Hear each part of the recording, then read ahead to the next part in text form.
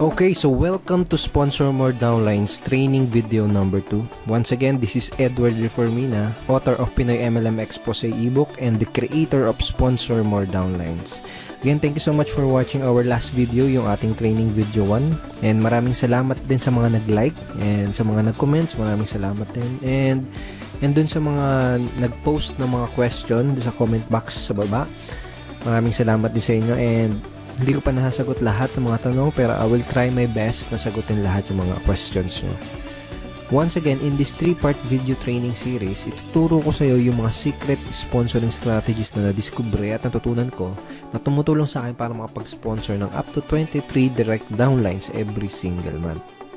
Ang pinaka-goal ko sa training series na to is ma-share sa iyo at maituro sa iyo yung ilan sa mga sponsoring strategies na yun, and hopefully is magamit mo din siya sa business na ginagawa mo ngayon para makuha mo yung mga resulta na gusto mong makuha. Okay? Doon sa first video, pinag-usapan natin yung mga common problems na nararanasan ng mga Pinoy networkers. And sa video 1, tinuro ko din sa iyo kung paano ka makakapag-save ng valuable time mo, ng effort at ng pera by learning how to sort out or learning how to pre-qualify your prospects. And dun sa video number 1, binigyan din kita ng ilang mga lines na magamit mo para malaman mo kung qualified ba yung prospects na kinakausap mo. Okay?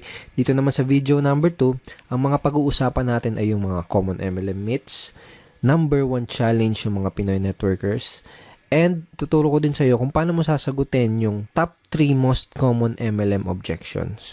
Okay? So, una natin pag-usapan ay yung common myths o yung mga maling akala ng mga networkers. Ito yung mga myths na pinaniniwalaan ng mga Pinoy networkers na pumipigil sa kanila para maging successful at para magkaresulta. Okay, ano yung mga myths na yun? Una, hindi ako makapag-sponsor dahil wala pa akong resulta o hindi pa ako kumikita. Madalas mong maririnig to sa mga networkers. Kadalasang marinig mo sa kanila is hindi ako makapag-recruit, hindi ako makapag-sponsor, o wala pa akong downlines kasi hindi pa ako kumikita o kaya wala pa akong resulta. Isa to sa mga myth na pinaniniwalaan ng mga networkers, kaya madalas mo itong maririnig sa kanila. Okay? Pangalawang myth is maraming tao ang negative ang tingin sa network marketing. Karamihan ng networkers ang nasa isip nila, lahat ng taong kinakausap nila ay negative. Lahat ng kamag-anak nila ay negative sa network marketing. Okay? Isa yan sa mga myth na pinaniniwalaan ng mga networkers. Pangatlo, hindi ako makapag-recruit dahil hindi ako magaling mag-convince. Ito, isa to sa madalas na marinig mo sa mga, even in my team, my personal team, tsaka sa mga networkers na from other companies na nakakausap ko, madalas ko narinig ito. Karaniwang sinasabi nila ay hindi ako nahihirapan ako sa business ko, hindi ako makapag-sponsor kasi hindi ako magaling mag-convince. Okay? So ito yung tatlong maling akala or common myths na pinaniniwalaan ng mga networkers. Mamaya babalikan natin itong mga common MLM myths na to, pero ngayon gusto ko munang ipakita sa iyo yung ginawa ko couple of weeks ago. Basically, nag-survey ako sa 1,000 mahigit na Pinoy network marketers from different MLM company. At doon sa survey na yon, may tanong na, ito, ano yung pinakamadalas na objection na nakuha mo mula sa mga prospect mo? Okay, ito yung mga nagisagot nila. Ang pinakamataas na sinabi ng mga Pinoy networkers na kadalasan natatanggap nila mga objections sa ito, wala akong pera. Okay, 21%. And pumangalawa is yung pyramiding ba yan, which is 18%. And pumangatlo, na pinakamadalas na nakukuha nilang objections is ito. Magkano na bang kinita mo dyan? O magkano na bang kinikita mo dyan? Parang ganun. Kung titignan mo yung resulta dito sa survey na to, makikita mo na related yung mga objections na natatanggap ng mga Pinoy networkers dito sa mga common MLM myths na pinaniniwalaan ng karamihan networkers. Okay? For example, ito. Hindi ako makapag-sponsor dahil wala pa akong resulta. Kaya iniisip ng mga networkers na totoo to dahil kadalasan na tinatanong sa kanila ng mga prospects ay yung objection na magkano na bang kinita mo dyan. Pwedeng ganito yung nangyari. May prospect kang kinakausap, in-explain mo sa kanya yung opportunity o kaya dinala mo siya sa opisina niyo para panoorin yung BOM. Ngayon, after niyang ma-explainan, nagtanong siya sa'yo, nagbigay siya ng objection na magkano na bang kinikita mo dyan? Ngayon, kung bago ka pa lang, normal lang na syempre, maliit pa lang or wala ka pang kinikita. At posible din na hindi mo pa alam kung paano sagutin ng tama ang ganitong klase ng objection. Ngayon, kung hindi siya sumali, ang magiging thinking mo ngayon, ang papasok ngayon sa isip mo, ay hindi siya sumali kasi hindi pa ako kumikita. Ay hindi siya sumali kasi maliit pa lang yung kinikita ko. Ay hindi siya sumali kasi wala pa akong resulta. Okay na gets mo? Yung pangalawa, tingnan natin. Maraming tao ang negative ang tingin sa network marketing. Posible din na may prospect kang kinakausap na explainan mo na siya. And then, nagbigay siya ng objection na pyramiding ba yan? Ngayon, kung hindi mo alam sagutin ng tama tong objection na yan, hindi mo siya mapapasali. Ngayon, ang thinking mo ngayon, ang iniisip mo ngayon, naku, ang daming negative sa network marketing. Lahat ng kinakausap mo negative sa network marketing. Pero ang totoo, hindi mo lang alam sagutin yung objection na yun ng tama. Pangatlo, itong wala akong pera. See, dito sa Common MLM Meets, hindi ako mapag-recruit dahil hindi ako magaling mag-convince. Possible na may prospect ang kausap, sinabi niya na wala akong pera, maganda yung opportunity, pero wala akong pera. Ngayon, dahil wala siyang pera, hindi mo siya napasali. Posibleng pumasok sa isip mo na hindi ko siya napasali kasi hindi ako magaling mag-convince. Ganun. So, related itong mga common MLM objections na to doon sa common MLM myths na pinaniniwalaan ng mga networkers. Ibig sabihin, walang katotohanan itong mga paniniwala na to, itong mga myths na to, kaya nga myth, di ba? Dulot lang to ng mga objections na madalas itanong sa ating mga networkers. Okay?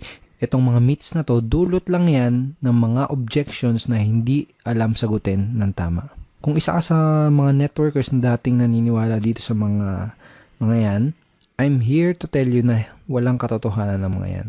Ang kailangan mo lang gawin ay alamin kung paano sasagutin yung mga objections na nagdudulot nitong mga maling paniniwala na to. Number 1 challenge ng mga networkers ay yung mga prospect objections. So, sa mga challenge nila ay yung mga objections na binabato at binibigay sa kanila ng mga prospects na kinakausap nila. Dahil sa mga objection na yun, kadalasan nagkakaroon sila ng maling paniniwala, nagkakaroon sila ng maling beliefs about sa network marketing business nila. Ang solusyon para ma-solve yung challenge na yun is to master handling objections. So, bakit ba natin kailangan ma-master ang pag-handle ng mga objections? Kung gusto mo talagang ma-master ang pag-sponsor o pag-recruit, kailangan mong ma-master ang pag-handle ng lahat ng mga common MLM objections. Period. Napakadaming networkers kasi ang nagfe-fail dahil hindi nila alam kung paano mag-handle ng mga common objections. At ang masama pa, madaming mga networkers ang walang idea kung paano i-handle ang mga objections ng kanilang prospects. Ganito kasi yan, kahit gaano pa kaganda ang pag-present mo ng business mo, okay, kahit gaano pa kaganda yung pag-present mo ng product mo, lahat ng prospect, kahit interesado na yan, sigurado ay may katanungan at objections pa din yan bago siya magkaroon ng final na decision. Normal lang kasi talaga yon. Pero itong masakit. Kapag hindi mo nasagot ng tama ang mga questions at objections ng mga prospects mo, hindi mo pa din sila mapapasali. Tanongin kita, nangyari na ba sa'yo yung may prospect kang kausap, tapos sigurado ka na sasali siya, okay? Pero hindi naman nag-join pagkatapos mo ma-explainan? Usually, nangyayari yung ganun dahil sa mga objection na hindi nasasagot ng tama. Ito yung mga dahilan kung bakit kailangan mong ma-master ang pagsagot sa lahat ng mga common MLM objections. So, ang goal ko sa video na to is tulungan ka at ituro sa'yo kung paano masasagutin itong top 3 common MLM objections. Itong pinag-usapan natin kanina, itong result dun sa sa survey na ginawa ko sa mahigit 1,000 networkers na pinakamadalas na natatanggap nilang objections. Itong wala akong pera, pyramiding ba yan, at magkano bang kinita? Magkano na bang kinikita mo? Or magkano na bang kinita mo? I created a training ebook for my team, and ang title ng ebook na yan is Objection Crusher. Objection Crusher. Paano mo dudurugin yung mga objection na matatanggap mo? Parang ganun yung konsepto. So basically, ipapakita ko sa iyo yung mga tinuro ko dito sa loob ng ebook na to kung paano sasagutin itong top 3 common MLM objections na to. Okay, ngayon andito tayo ngayon sa loob ng mismong Objection Crusher training ebook. So ito yung mismong loob ng ebook. And ito yung listahan ng mga common MLM objections na itinuro ko kung paano sagutin ng tama dito sa ebook na to. Kasama sa list itong Kasama sa list ng mga common MLM objections ay ito, magkano bang kinikita mo dyan? Pag-isipan ko muna, yayaman ba ako dyan? Pyramiding ba yan? Networking ba yan? Networking ba to? Mahal ng investment, wala akong pera, wala akong time, alam ko na yan, hindi ko linya yan, etc. So, ang unang ituturo ko sa'yo kung paano sagutin ng tama ay yung magkano na bang kinikita mo dyan. Alright? So, bago ko ituro sa'yo kung paano sagutin ito, kailangan mo maintindihan na karamihan ng mga prospect na nagbibigay na ganitong klaseng objections ay hindi naman talaga nila gustong malaman kung magkano yung eksaktong kinikita mo. Okay? Dahil ang tunay na dahilan ng objection na yun, ang talagang gusto nilang malaman, ang deeper reason ng objection na yun ay gusto nilang malaman kung totoo ba yung opportunity na ino-offer mo. Gusto nilang malaman kung may mga kumikita ba talaga dyan sa company mo. O baka naman nag-aksaya ka lang ng pera dyan at hindi mo nabawi yung in-invest mo dahil natatakot sila na mangyari sa kanila yung ganun.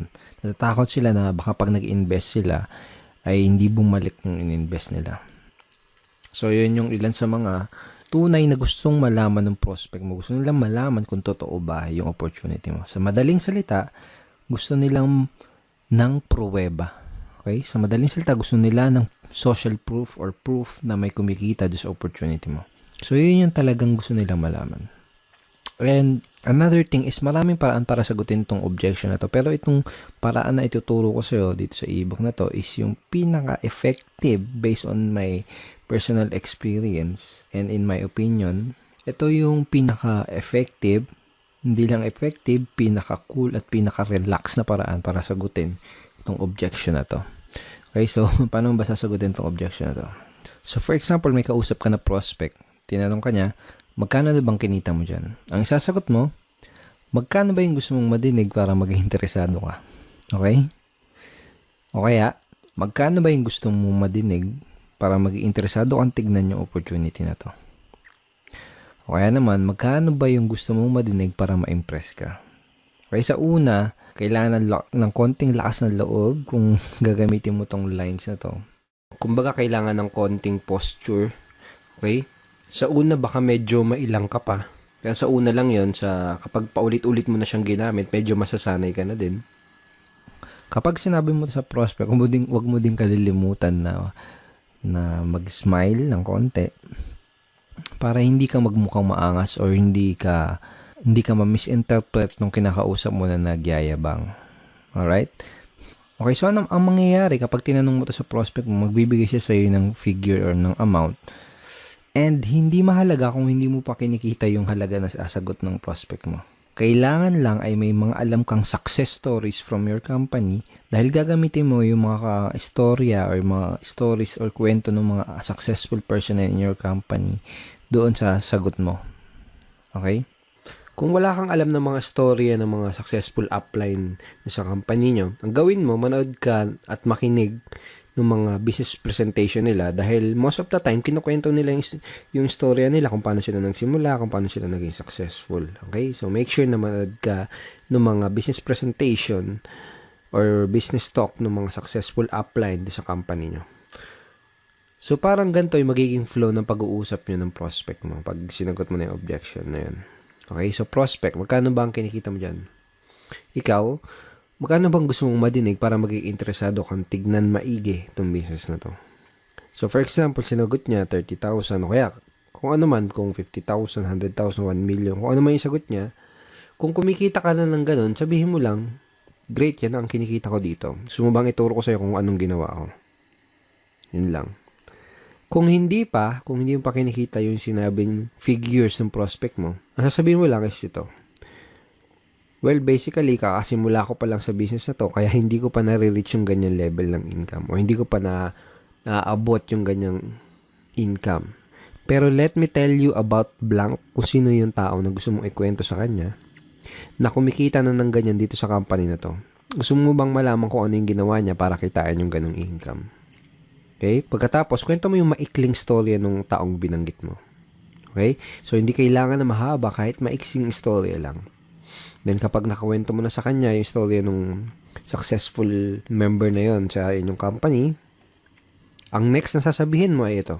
Kung willing ka ding aralin yung ginawa niya, posible, okay? Posible din nakitain mo yung income na kinita niya. Willing ka bang matutunan at gawin yung ginawa niya? Pag sinabi ng prospect mo, oo. Okay, good. Ito yung unang gagawin mo para makapagsimula. Okay? So, hindi mo lang nasagot yung objection, possible pa na maklose mo siya doon sa business mo.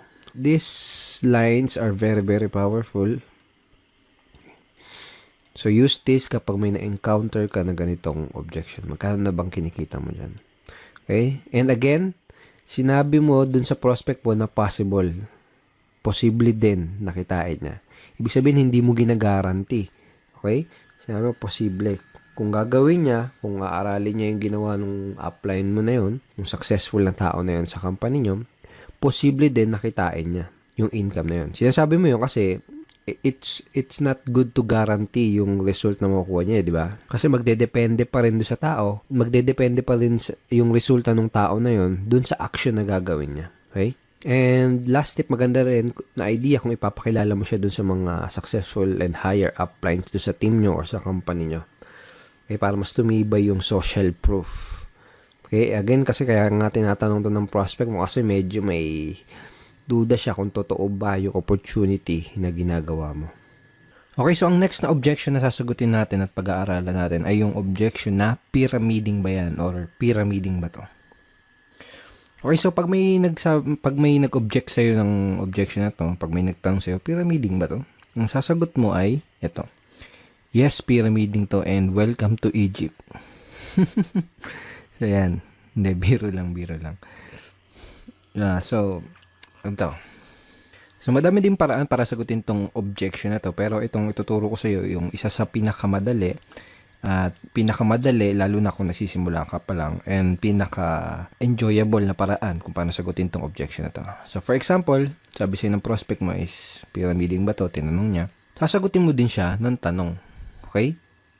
Isa sa mga natutunan ko is, one of the best way to answer objections is to answer it with questions. Kumbaga, tanungin mo yung tanong nila.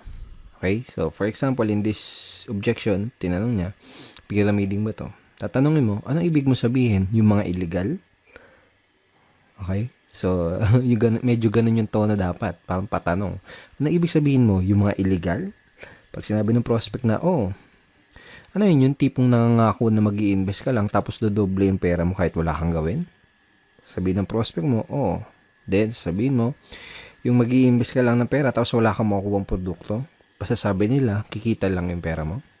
Sabihin ng prospect mo, Then, itatanong mo sa kanya, ganun ba yung hinahanap mo? Ganun ba ang hinahanap mo? Natural, isasagot ng prospect is hindi. Okay? Pag sinabi niya hindi, ito yung sasabihin mo, okay, that's good, dahil kabaligtaran ito nun. So, in that way, ipinaalam mo sa kanya, kumbaga dito sa paraan na to ng pagsagot dito sa objection na to is parang dinefine mo kung ano yung pyramiding. At sinabi mo sa kanya na yung business mo, yung opportunity mo, is kabaligtaran nung definition na yun ng pyramiding. Of course, I'm assuming and dapat napakita mo na din sa kanya yung mga legal documents na magpapatunay na legal nga yung company nyo. Pero kaya ako tinuro sa iyo yung ganitong paraan is mostly kasi ng mga prospect mo na magbibigay ng gantong klase ng objections ay yung mga tao na hindi educated or walang idea sa difference o pagkakaiba ng pyramiding kumpara sa legitimate network marketing opportunity. So, mas magkakaroon ng sense sa kanila yung ganitong simpleng conversation lang. Okay, so use this simple objection handling script next time na may prospect na magtatanong sa'yo ng pyramiding ba to or pyramiding ba yan. Now, ang susunod na objection ay yung wala akong pera. Ang unang kailangan mong maintindihan ay may dalawang klase ng prospect na nagsasabi ng ganitong klaseng objection. Yung isa ay yung wala talagang pera at yung isa naman ay yung mga nagpapalusot lang. Okay? So, let me share you. Dati, nung nagsisimula pa lang ako sa network marketing, is madalas ko natatanggap tong objection na to. Pero ngayon, never. As in, never ko na siya natatanggap. Dahil remembers dun sa training video number 1 natin, chinare ko sa'yo, At sinabi ko sa iyo na kina-qualify o sinusort out ko maigi yung prospect ko bago ko ipakita sa kanya yung business presentation ko. Kumbaga, kung wala silang sapat na reason why, hindi ako mag-aaksaya ng panahon para ipakita pa sa kanila yung business dahil alam ko na mag-aaksaya lang ako ng oras at alam ko na magpapalusot lang sila. So, kung may nagbigay sa iyo ng ganitong klase ng objection, ang unang kailangan mong malaman is kailangan malaman mo kung nagsasabi ba sila ng totoo or kung nagpapalusot lang ba sila. So, paano mo malalaman yun? Tatanungin mo sila. Okay, tatanungin mo sila kung totoo ba na wala silang pera. So, paano mo gagawin yun? Ganito, simple lang. Pag sinabi ng prospect na wala silang pera, tatanungin mo sila, pwede bang magtanong? Tanong mo, okay lang ba sa'yo kung magtapatan tayo sa isa't isa? Ibig mo bang sabihin ay interesado ka sa business na to pero wala ka lang pera? O sinasabi mo lang na wala kang pera dahil mabait ka lang na tao at ayaw mo kung ma-offend kaya hindi mo kagad masabi na hindi ka interesado? Okay? So, make sure to smile again. Kapag sinabi nila na hindi talaga sila interesado, just let them go. That person is not right for your business. Pwede mong sabihin na, I understand, hindi naman kasi talaga para sa lahat ng business na to. Ang hinahanap lang namin ay interesado at yung talagang pwedeng matulungan na opportunity na to. And thank you for your time. Ganun lang, be professional. Okay? Hindi mo kailangan ipagpilitan yung opportunity mo dahil network marketing is a sorting business. Okay? Naghanap lang tayo ng mga tao na magiging interested dun sa in-offer natin. Alright? So, for example, kung sinabi naman ng prospect na interesado talaga siya pero wala lang talaga siyang pera, ganito yung pwede mo sabihin sa kanya. Okay, so ganito. Unang gagawin mo is makikisimpatya ka or makikisimpatize ka dun sa situation ng prospect mo. Parang ganito. Naintindihan ko yung sitwasyon mo. Nung una ko nakita tong business na to, ganyan din yung sitwasyon ko at ganyan din yung sinabi ko. Wala akong pera. Pero na-realize ko, kung wala akong gagawin na paraan at kung wala akong gagawin bago, wala di mangyayaring bago. Kung 5 years ago sinasabi ko yung salitang wala akong pera, malamang 5 years from now ay paulit-ulit ko pa ding sasabihin yung salitang wala akong pera. Kaya ang ginawa ko, gumawa ako ng paraan. Tapos, ikwento mo sa prospect mo kung ano yung ginawa mo paraan para makapag-start ng business. Well, obviously, sasabihin mo sa prospect mo to kung medyo ganito yung nangyari sa'yo bago ka magsimula ng network marketing business mo. Pero for example, kung hindi ganito yung situation mo na nag-start ka ng network marketing, pwede mong gamitin or pwede mong i-leverage yung mga istorya ng mga ibang members sa team nyo or ibang members sa company nyo. For example, ganito. Naintindihan ko ang sitwasyon mo. Maraming tao ang ganyan din ang sitwasyon nung una nilang nakita tong business na to. Sinabi din nila na wala silang pera. Pero na-realize nila, wala silang gagawin na paraan at kung wala silang gagawin bago, wala din mangyayari sa kanilang bago. Kung 5 years ago, sinasabi nila na wala silang pera, malamang 5 years from now, paulit-ulit pa din nila sasabihin yung salitang wala silang pera. Kaya ang ginawa nila, gumawa sila ng paraan. Pagkatapos, ikwento mo yung story ng other members from your team or members from your company. Okay? Pagkatapos mo nang ikwento yung ginawa mong paraan or yung ginawang paraan ng ibang member sa team nyo, ito yung next na sasabihin mo sa kanya. Ito yung gusto kong itanong sa'yo. Gusto mo ba na habang buhay mo nalang sasabihin yung salita na yan? Wala akong pera. Okay, di isasagot sa'yo ng prospect mo? Syempre hindi. Diba? Then, tatanong mo sa kanya, ano yung pwede mong gawin na paraan? Okay? So, siya na mismo magsasabi sa'yo ng paraan na pwede niya gawin para makapag-start ng business. So, simple lang, di ba? Kayang-kayang i-apply. Okay? So, use this scripts, use this way of handling objection next time na may magsasabi sa'yo ng objection na wala silang pera. Of course, kailangan mo practicein yan. Sa unang bagsak mo, sa unang best mo gagamitin yan, medyo magkakamali-mali ka pa. Okay? It takes practice. Natural lang yun. Sa unang magkakamali ka. But use it ng paulit-ulit para masanay ka and na ma-internalize mo yung pinaka-approach or yung strategy. So, thank you so much for watching our training video number 2. I hope madami kang natutunan at I hope ma-apply mo kagad itong mga bago mong nalalaman sa business mo. Okay? At may isa pa akong good news sa'yo. May ginawa akong free PDF script na pwede mong i-download. Okay? Yung download button is nasa baba ng video na to. So, download mo yan. Basically, nakalagay din sa PDF script na yan yung mga objection handling script na pinag-aralan natin dito sa video training number 2. So, download mo yan para ma-review mo palagi yung mga tinuro ko sa yung bago. Sa next training video natin, sa training video number 3, ang mga pag-uusapan natin na ito. Pag-usapan natin yung most important skill na kailangan mong matutunan as a network marketer or MLMer and a direct seller. At yun ay ang closing skill. Okay? And ituturo ko din sa iyo, bibigay ko sa iyo yung super effective closing line na ginagamit ko to sponsor up to 4 downlines in 1 day. Okay? So, matagal ko na ginagamit tong closing line na to and it's very, very effective and very, very powerful. So, don't forget to check your email for our training video number 3. Papadala ko tong training video number 3 sa email mo sa isang araw. Okay? Papadala ko yung link ng training video number 3 sa isang araw. Alright? At kung hindi mo pa nakiklik yung like button sa baba ng video na to, please click like and wag mo din kakalimutan na mag-comment at kung may katanungan ka, kung may any questions ka, i-post mo lang dun sa comment box below this video and I will try my best na sagutin yan personally. Alright? Once again, Edward Reformina here and thank you so much and see you in our training video number 3. Bye-bye.